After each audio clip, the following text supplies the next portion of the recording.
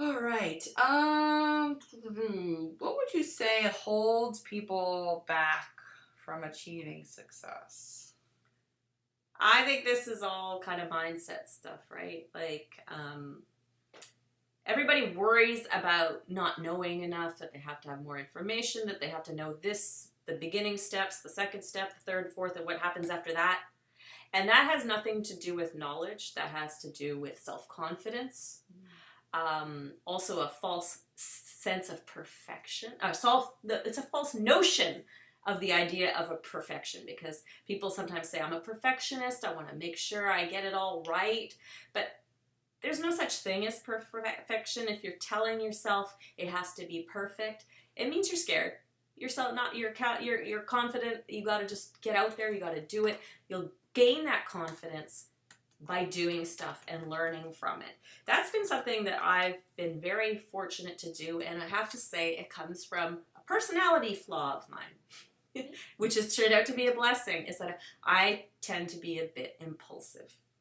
So if I want to do something, maybe I should learn a bit more about it, or read the instructions on some furniture I'm building, but I'm like, nope, I'm just going to get it done. I'm going to do it. And the same with my business. So I'd rather just go out and do it, see what happens, and then fix anything that goes wrong.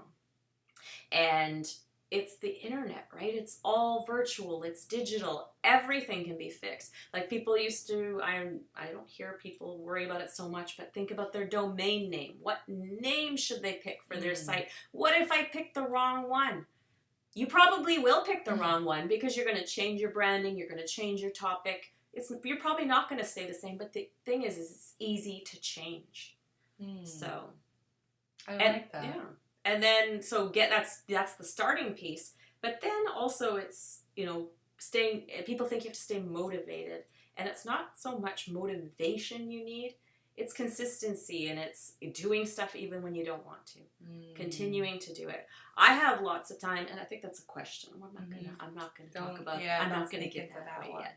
But it's just doing it every day, even when you don't really want to. Same with, you want to lose weight, you want to get in better shape, you go and exercise when you don't feel like it. I've also developed that habit for myself. I guess when I've been at Debbie's, I've been a little bit lazy, but it's vacation. We did but if yoga. If I am at home, I exercise every day. I go to yoga almost every day, because it just become a habit. At first it's hard, but the more you do it, the easier it is. And then your day feels weird when you haven't done these things you need to do. And the same for your business, right? So, yeah. Yeah, and I think also one of the things that holds people back from achieving success is if you do something, you put something out there, and it doesn't do as well as you hoped. And maybe you just kind of quit or say, oh, well, maybe I'll try something else, or this stuff doesn't work. And most of the people that have achieved great success in this business and in life in general have failed a ton of times.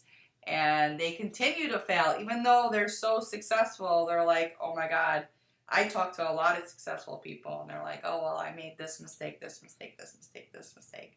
And it still happens, and it will constantly happen. But you have to kind of just pick yourself up and either revise it or keep going, work on a new project that might be something else that interests you, and just, kind of keep going and finish. Yeah. Finish what you started, Finish launch what you it. It started. doesn't have to be perfect before it gets out there again. Blog posts don't have to be perfect. You fix them.